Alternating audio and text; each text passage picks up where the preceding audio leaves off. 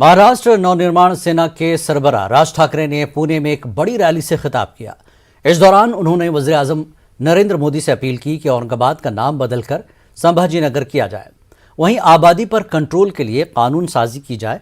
राज ठाकरे ने मुल्क में जल्द यकसा सिविल कोड के निफाज की भी अपील की। दूसरी तरफ इस रैली में राज ठाकरे ने बताया कि उनका अयोध्या दौरा क्यों मनसूख किया गया। इस दौरान उन्होंने कहा कि अगर मैं अयोध्या जाता तो मेरे खिलाफ कई मुकदमा दर्ज होते। मैं रामलला को देखना चाहता था, लेकिन खराबी सेहत की वजह से ऐसा न हो सका। उन्होंने कहा कि अयोध्या का दौरा कुछ वक्त के लिए मुलतवी कर दिया गया है। इस फैसले से कुछ लोगों को दुख हुआ और कुछ लोग खुश हुए। आज मैं महाराष्ट्र के सामने अपना रुख पेश करूंगा।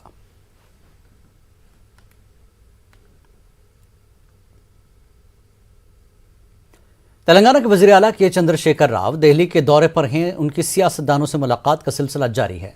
आज भी दिल्ली के वजीर आला अरविंद केजरीवाल से मुलाकात हुई। वाज़ेह हो कि समाजवादी पार्टी के सरबराह अखिलेश यादव से केसीआर की मुलाकात हुई।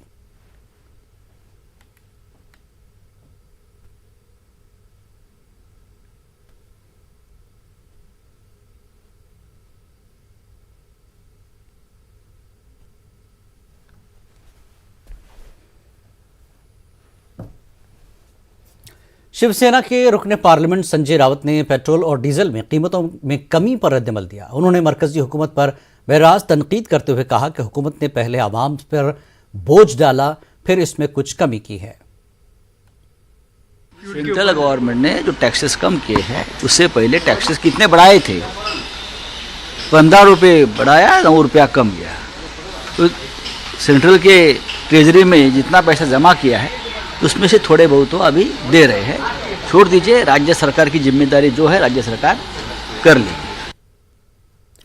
मरकजी वजीर मुख्तार अब्बास नकवी ने पेट्रोल और डीजल की कीमतों में कमी के फैसले पर मोदी हुकूमत की सताइश की है। उन्होंने कहा कि मुल्क के अवाम पर माली बोझ कम करने के लिए मोदी हुकूमत की जानिब से यह फैसला लिया गया। नकवी ने रियासती हुकूमत की जानिब से भी टैक्स में कमी करने की बात कही।